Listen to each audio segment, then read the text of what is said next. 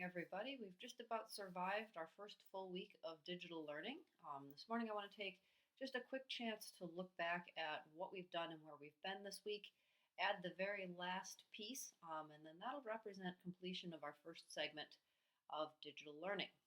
Um, our learning target for the week has been I can use Lewis structures and VSEPR theory to describe chemical bonding in a molecule. So Monday and Tuesday, we spent some time with bonding, Lewis structures, and formal charge. You drew some Lewis structures. You had a video lesson that was too short, and then I fixed it. That brought us to the idea of resonance structures and formal charge. Wednesday was kind of a regrouping and practice day. You had some time to work on learning targets 2.1 A through G. We started a Unit 2 question and answer document. You guys populated some questions. Yesterday morning, I went through and put in some answers. That document is still open and live. If you have questions as you work on the tail end of that practice stuff, I would invite you to use that. And then yesterday, for those of you who did some work yesterday, it was VSEPR Day. You played with your model kits. You had an Edpuzzle video. You may have started on practice for learning target 2.1H, but that wasn't really part of the day, but that was the target that went with what we were doing yesterday. If you haven't completed Thursday's work with the model kits and the Edpuzzle video, I want you to click pause on this video, go back, pick up the Thursday agenda because you're going to make some models that you're going to need at the end of this video lesson. Today we're going to do a little video lesson here about polar and nonpolar molecules, which will be a review of things you did in your first year chemistry class. And then you're going to do a little kitchen chemistry experiment with some food coloring and some oil and some water. And that will wrap up this little subunit here.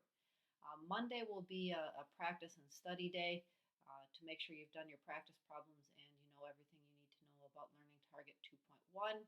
And Tuesday of next week, you'll have a quiz on learning target 2.1.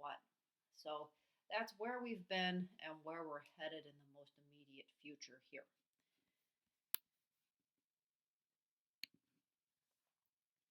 So today's piece of the puzzle is molecular polarity.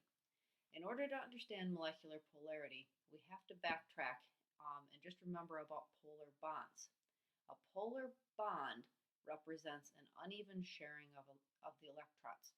It results because the atoms involved in the bond have a large enough difference in electronegativity that the electron cloud, or the electron density, is drawn toward one end of the bond. In the little example here, you can see that the electron density is pulled in the direction of fluorine because fluorine is more electronegative than hydrogen. There are two different ways we can represent this. Possibility one is to use a partial positive and partial negative notation, where the hydrogen has a slightly positive charge because its electron cloud has shifted away from it a little bit, and fluorine has a partially negative charge because there's some extra electron density over here near the fluorine. The other way that you will see this represented, and it's kind of a useful method for us today, is to represent this with what's called a bond moment. A bond moment is a vector quantity, so it has both a magnitude and a direction, that shows how the electron density has been shifted. In this case, it's been shifted from the hydrogen to the fluorine. It's just drawn in with an arrow like a vector, but there's this little dash at the end that's put down over the arrow. And I kind of like that because it really looks sort of like a positive sign over there by the hydrogen. So it shows where the electron density has been shifted. So these are partial charges. This is a bond moment. Either way is a sufficient way to represent an uneven sharing of electrons.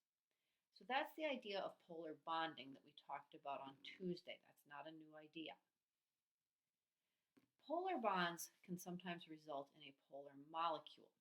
The entire molecule itself will be polar if the polar bonds result in an asymmetric distribution of electron density throughout the molecule.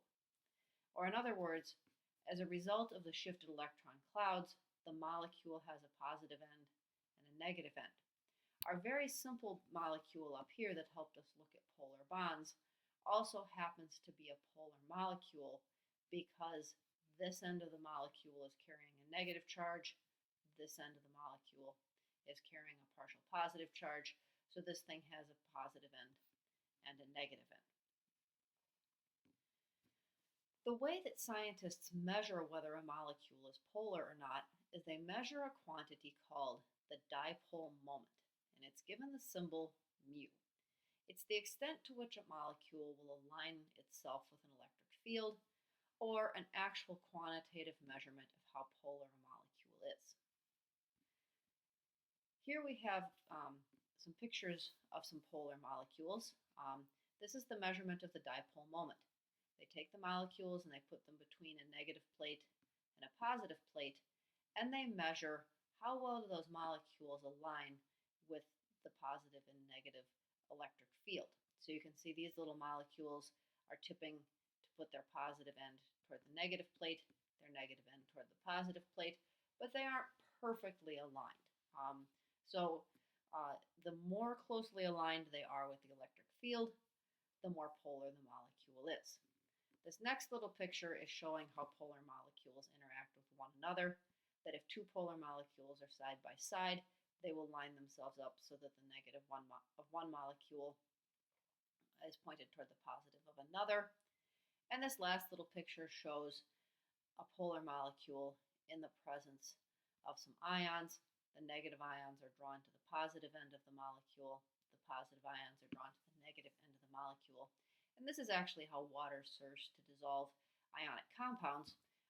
It gets in between the positive and negative ions because the ions are attracted to the water molecule in much the same way that they're attracted to one another. For those of you who've had some physics or some vector theory, there's another way to look at the relationship between the bond moment and the molecule's dipole moment, in the sense that it's just a vector addition. Here's carbon dioxide, and its bond dipoles go from carbon to oxygen. So the electron density in this bond is pulled toward oxygen due to its greater electronegativity. The electron density in this bond also pulled toward oxygen due to its higher electronegativity. And you can see our two bond dipoles right there. But if you were to take the vector sum of these two bond moments, or these two bond dipoles, you would end up with no net dipole moment for the entire molecule, and carbon dioxide would be nonpolar. If it was put into this device, the carbon dioxide molecules would simply tumble randomly. If you look at the water molecule, however, and we look at our bond dipoles, in this bond, the electrons are drawn toward the oxygen. In this bond, the electrons are drawn toward the oxygen. And if you were to take the vector sum of these two bond dipoles, you would get the molecular dipole, which would be pointing up in the direction of the oxygen. Because there's a net dipole moment, or because the vector sum of the bond dipoles isn't zero, this is therefore a polar molecule. So that's a couple different looks at how scientists define polar molecule. In a real simple set of rules, a molecule will be polar if either 1, it contains polar bonds that are asymmetrically arranged in the molecule, and that's the definition that we used in your first year chemistry class. But there's a secondary definition here. A molecule will be polar if it contains polar bonds that have more than one type of terminal atom. So if the molecule you're looking at has polar bonds and it has some inherent asymmetry because all of the things coming off the central atom aren't the same, that will make it polar as well. So dig out your molecules from yesterday. At the end of yesterday's Vesper lesson, you had a little pile of molecules that looks like this. And what I want you to do is pause the video at this point, and I want you to sort these molecules into two piles: molecules that are polar and molecules that are nonpolar. Welcome back. Hopefully you have taken an opportunity to take your molecules and sort them into two piles of polar and nonpolar. And so now I'm going to sort mine, and you can see if I sort mine the same way you sorted yours. Our first molecule was carbon dioxide. This was actually our example of a molecule where the bond dipoles, when added up, led to no net dipole moment on the molecule. But also from a symmetry perspective, if we look at this thing, you have two polar bonds. However, they're distributed symmetrically around a central point. I would be unable to identify a positive end and a negative end of the molecule. I've got partially negative ends and a partially positive center. So you should have put your carbon dioxide in the nonpolar pile. Your Bi3 is a flat molecule. So these are evenly distributed around the central point.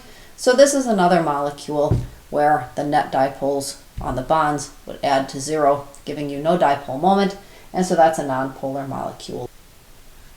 Our next one is our Cl2CO.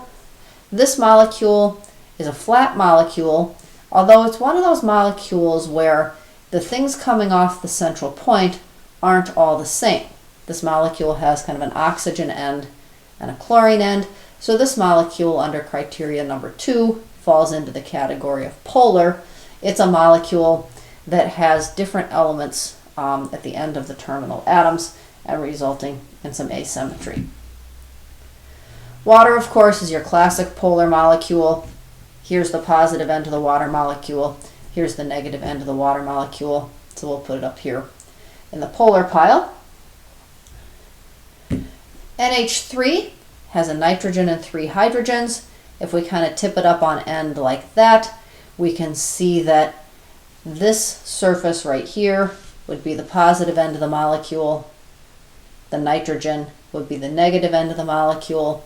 And because it has that raised middle, it would be possible to cut the hydrogens off of the nitrogen with one straight slice. So this is a molecule where the partial positives and partial negatives are distributed in such a way that it's got a positive end and a negative end. So ammonia goes in the polar category.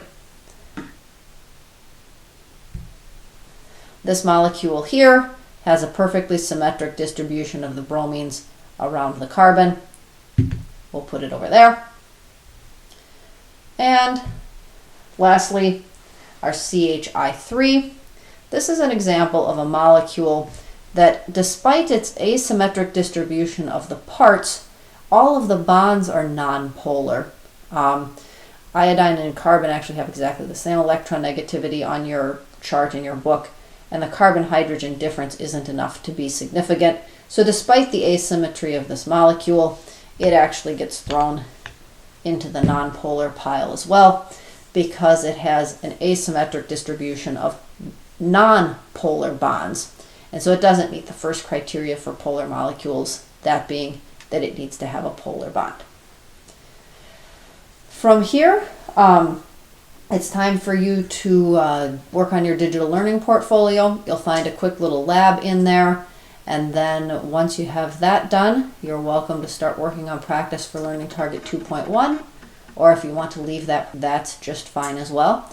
Remember, the Unit 2 question and answer board is open. Make use of that at any point while you're working on the practice or while you're studying for your quiz. Have a great day and enjoy your weekend.